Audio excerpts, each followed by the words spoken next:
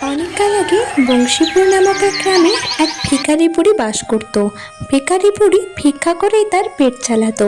রোজকার মতো আজ সকালে খেয়ে ভিখারি বুড়ি ভিক্ষা করতে লোকের দরে দরে বেরিয়ে পড়ে। আর বাড়ি ফেরার পথে সে রাস্তার ধারে পড়ে থাকতে দেখে এক ছোট্ট বেগুন গাছ।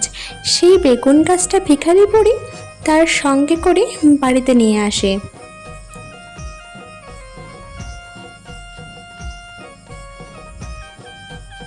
আর বাড়িতে এনে সেই বেগুন গাছ বুড়ি তার উঠোনে পুঁতে দেয়।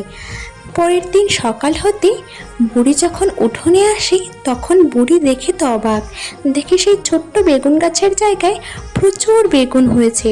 আর সেই বেগুনগুলো বুড়ি বাজারে বিক্রি করে।